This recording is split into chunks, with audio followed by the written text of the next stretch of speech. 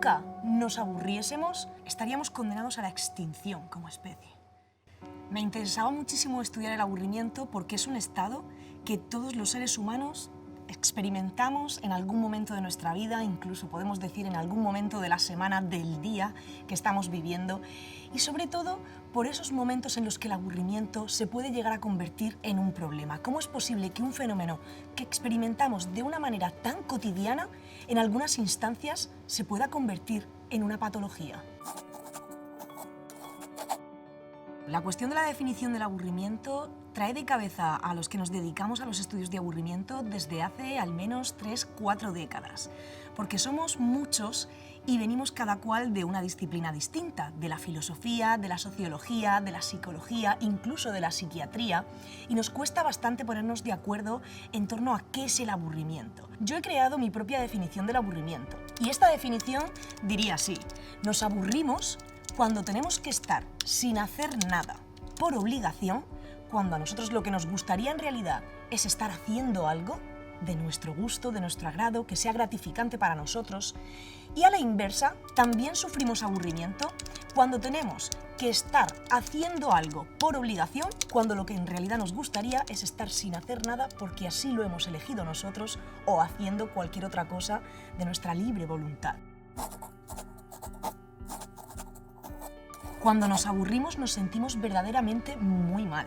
Cuando es un aburrimiento que experimentamos por un periodo reducido de tiempo, bueno, se experimenta ese fastidio, ¿verdad? Ese malestar. Al final el aburrimiento lo que nos hace es que queramos dejar de aburrirnos y cuanto más rápido, mejor. Es precisamente el hecho de que sintamos malestar cuando nos aburrimos que tenemos que reaccionar frente a él.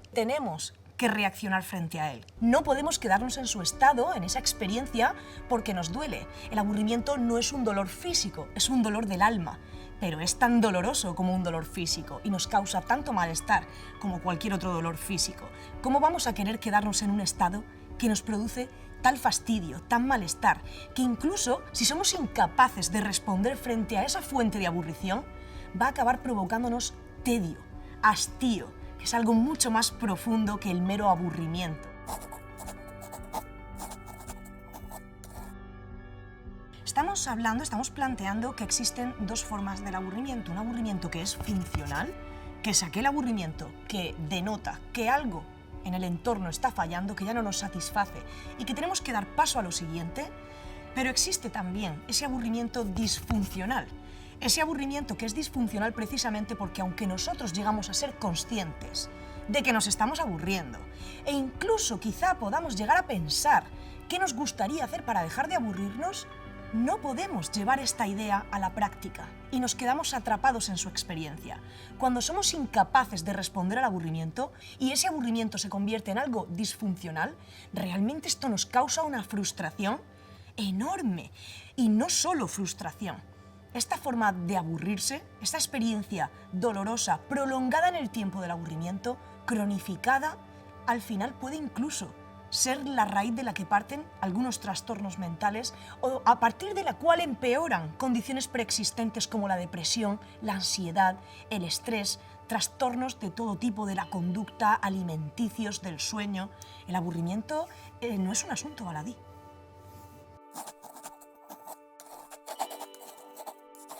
Hay algo positivo en el aburrimiento. Radica en el hecho de que, gracias a su experiencia dolorosa, nos mantenemos siempre en movimiento.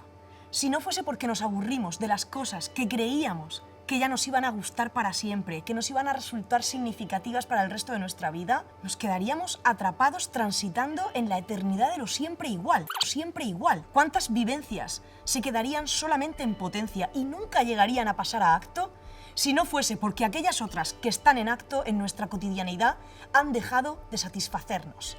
Al final giramos siempre en esa aventura de estar constantemente erigiendo cosas y derrumbándolas, viendo cómo algo se convierte en nuestro hobby favorito, en nuestra actividad que más nos gusta por antonomasia, para solo descubrir 5 años después que esto ya no te gusta más y verte obligado a tener que hacer cosas nuevas. Esto no solo es bonito porque hace que descubras la vida, sino que es funcional en el sentido de que gracias a eso mantenemos los mecanismos adaptativos siempre bien engrasados. Estamos acostumbrados a estar siempre moviéndonos y en esto el aburrimiento juega un papel importantísimo.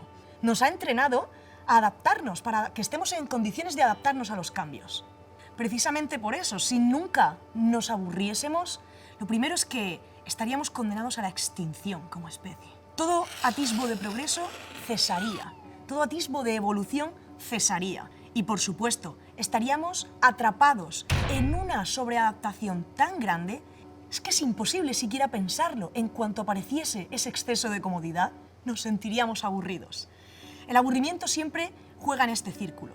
Deseo, consecución del deseo, aburrimiento del objeto conseguido. Diseño un nuevo deseo, consigo el deseo, me aburro del deseo. Y así siempre. Jugamos en este círculo entrópico y nunca vamos a dejar de hacerlo. Para mí, lo más importante dentro de todo lo que se puede estudiar en este campo que son los estudios de aburrimiento es prestar atención a aquellos espacios en los que el aburrimiento puede llegar a representar un problema. Un problema porque su experiencia perdura en el tiempo, porque no es funcional. Esto puede suceder por dos causas. Una de ellas porque el propio individuo sea incapaz de diseñar estrategias de huida frente al aburrimiento, así que cuando experimenta esta sensación tan dolorosa no le queda más opción que quedarse en ella porque es incapaz de introducir novedades en el contexto. Y luego hay otro contexto, que es aquel en el que el aburrimiento surge y aunque somos capaces de diseñar una estrategia de huida del aburrimiento, no podemos ponerla en práctica, porque el contexto mismo no lo permite. Yo me centré en el aburrimiento que padecen las personas mayores porque está en uno de estos dos polos, y es el del aburrimiento situacional cronificado. Las personas mayores que viven institucionalizadas en los últimos años de su vida sufren aburrimiento. Saben que se aburren, son conscientes de cuál es la fuente de aburrición y además son perfectamente capaces de diseñar una estrategia de huida. Saben lo que les gustaría hacer para dejar de aburrirse. Y sin embargo, son personas dependientes, son personas que dependen de aquellos con los que viven, los que les apoyan, quienes les cuidan, para poder llevar esta estrategia que han diseñado en su mente a la práctica. A mí me interesa, sobre todo, estudiar ese tipo de contextos, especialmente cuando su padecimiento depende de las administraciones, de los agentes sociales, de los agentes políticos, que son en última instancia los responsables de generar esas fuentes de aburrición. El problema está en que en el entorno residencial, muy a menudo las personas que apoyan a los mayores no toman en serio el aburrimiento. Además, se ha apostado mucho por la seguridad. Todo esto se basa en la rutinización, que juega ni más ni menos que en detrimento de la personalización, de la variedad, de la espontaneidad, que son los elementos que aseguran que la vida no sea aburrida. Los mayores tienen todo el día planificado con actividades. De antemano, esa rutinización, ese exceso de planificación, ya da paso a ese aburrimiento. En las residencias no hay cabida para todas estas actividades que uno desarrollaba en su casa, en su propio domicilio, antes de pasar a vivir institucionalizado. Y a mí me interesaba mucho cómo este aburrimiento se solidifica, se perpetúa a lo largo de los días, de los meses, de los años, y uno acaba sintiendo que la vida no merece la pena ser vivida.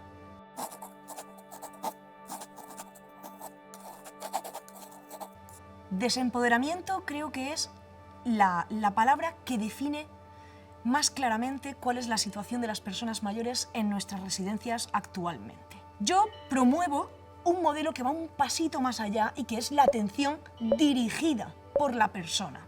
En este sentido, es la persona mayor la que dice a quienes le rodean, a quienes les cuidan, a aquellos de quienes dependen, qué es lo que quiere, qué es lo que quiere.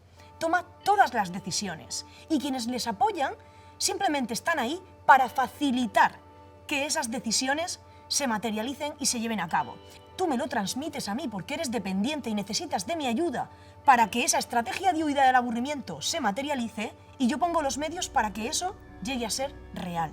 La falta de significado es lo que provoca aburrimiento sostenido en el tiempo.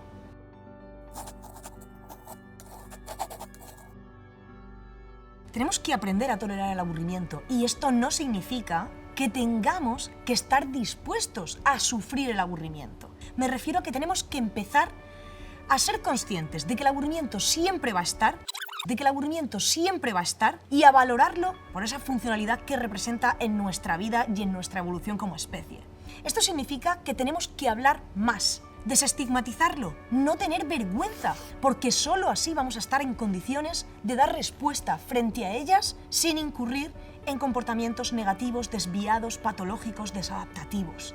Tenemos que hablar del aburrimiento con mucha más naturalidad, sin miedo a lo que piensen los demás, sin miedo a que nos consideren un elemento inútil dentro de la cadena de producción, sin miedo a que piensen que somos personas vacías. Tenemos que entender que aburrirnos es natural, es inherente al ser humano y es incluso algo positivo, es algo funcional, sin lo cual nos quedaríamos estancados. Por otra parte, no tenemos que romantizar el aburrimiento. Tenemos que aceptar el aburrimiento, pero no a costa de vender un eslogan que es completamente falso, que es el del que el aburrimiento nos hace ser mejores personas, nos hace ser más inteligentes, nos hace ser más creativos. Porque entonces, cuando nos aburramos y comprobemos que nuestra salida al aburrimiento ni nos ha hecho mejores, ni más inteligentes, ni más creativos, vamos a sentir frustración. Tenemos que comprender el aburrimiento tal y como es. No recurramos siempre al entretenimiento fácil. Hagamos el esfuerzo de quedarnos alguna vez con el aburrimiento, un periodo de tiempo razonable, sin dar cabida a que el dolor se expanda, que el dolor sea insoportable. Pero hagamos ese pequeño esfuerzo de pararnos a pensar en cuál es la fuente de aburrición. ¿Por qué me aburro en esta circunstancia? ¿Por qué esta circunstancia se repite de manera cotidiana en mi vida? ¿Por qué la tengo que soportar? ¿Realmente tengo que soportarla? ¿Puedo hacer algo por introducir un cambio en el contexto? ¿Y qué hay a mi alcance, de forma realista, para que yo pueda introducir una novedad y evitar que esta condición de aburrimiento se repita todos los días? La cura contra el aburrimiento, y esto está mal que lo diga un filósofo, ¿no? Pero es atreverse a pensar, como decía Kant, y conocerse a sí mismo, como diría Sócrates.